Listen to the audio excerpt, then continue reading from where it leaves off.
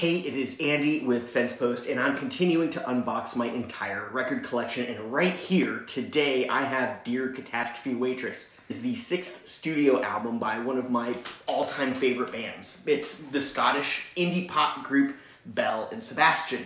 2023 marks the 20th anniversary of this release. It was originally released October 6, 2003, so I figured I'd take a look back and run down 5 kind of interesting and or strange facts about the album. Dear Catastrophe Waitress was the first time they used an outside producer. Prior to that, Belle and Sebastian had really produced their own albums. With this one, they stepped away from taking on that task, and frankly, it showed. At the time, many noted it odd that they chose Trevor Horn, who had worked with ABC, Yes, Pet Shop Boys, TATU, and Seal? Really? So here's a statement from Murdoch himself. Quote, "Waitress was a bit of a turning point," Murdoch says, "because it was the first time we brought in a producer from outside the band. As soon as you do that, you're bound to start experimenting a little bit more. You can play around with different ideas because suddenly you've got more free time. You're not running around worrying about whether a bass part sounds exactly right or anything like that. You can be more daring, more dexterous." And that quote comes from an interview that the line of Best Fit did with the band in 2015. Number 2. Piazza New York catcher recounts rumors of the MLB star's sexuality.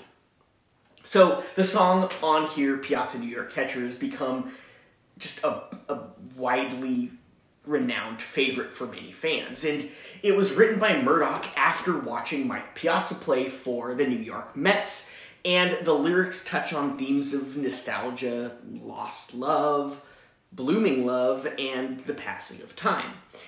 The memorable lyrics, quote, "Piazza New York Catcher, are you straight or are you gay?" recounts the 2002 rumors around his sexuality.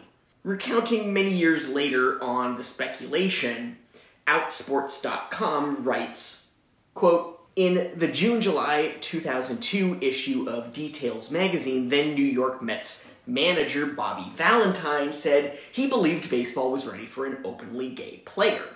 The New York Post, as they so often do, cue eye roll, ran with it and wondered aloud if Valentine's remarks were preparing everyone for one of his own players to come out.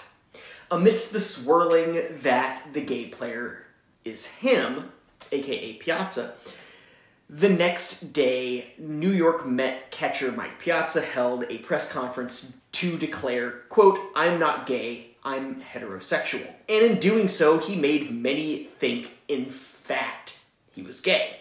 End quote. Well, they note that his response is actually quite respectful. At the time, it did spark quite some backlash amongst the gay community.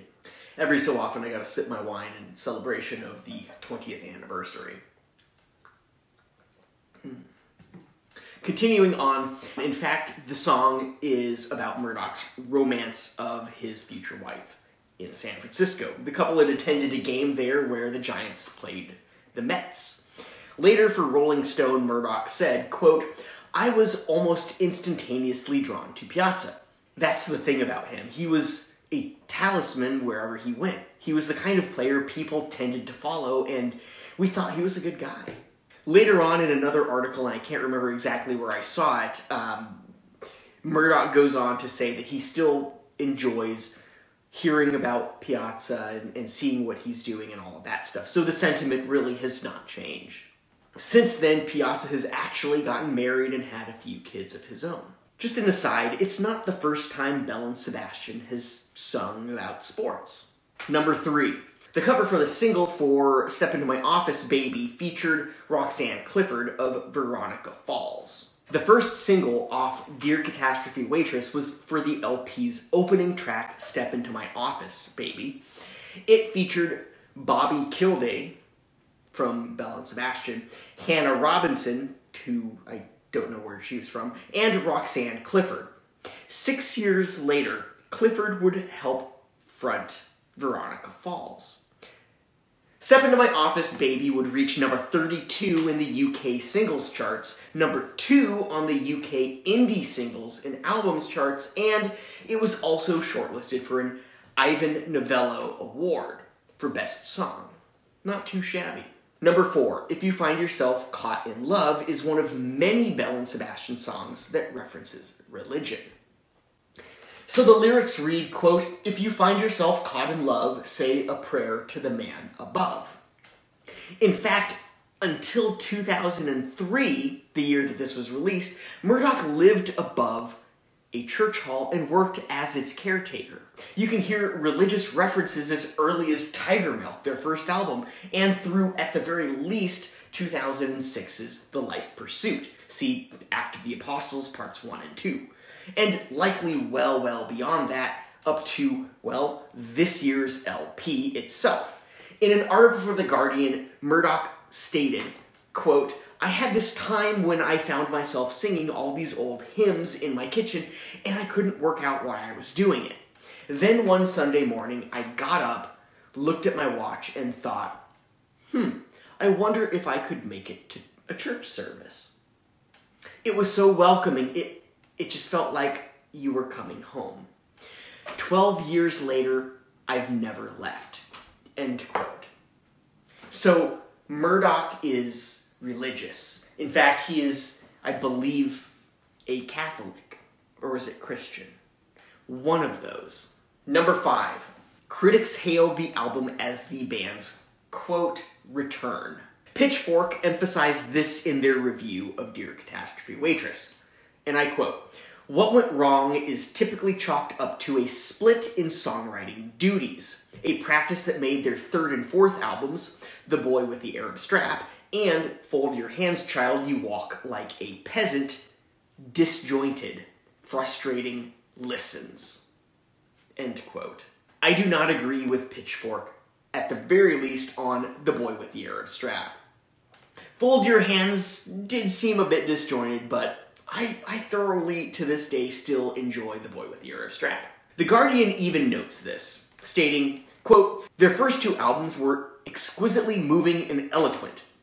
Their next 2 declined into a babble of competing musical voices that sounded as if they belonged on different records." End quote. I mean, you can kind of see that even on The Boy with the Arab Strap, but it had some pretty great songs. Both go on to praise Dear Catastrophe Waitress, with Pitchfork giving it a 7.5, and The Guardian concluding it with a simple, yet effective and powerful closing sentence. Once again, I will quote The Guardian, quote, "An exceedingly welcome return to form." So there it is. 5 kind of interesting facts about Dear Catastrophe Waitress by Belle and Sebastian. Check the description for links to where you can find this record, other records by the band, my link to the blog post where I cover much of this as well, and have embeds of the songs, and much more. My question for you is this: where does Belle and Sebastian's Dear Catastrophe Waitress fall for you in their entire collective work? Don't forget to like this video, subscribe to my channel, and finally, I will see you next time, because I am nowhere near finished reviewing my collection.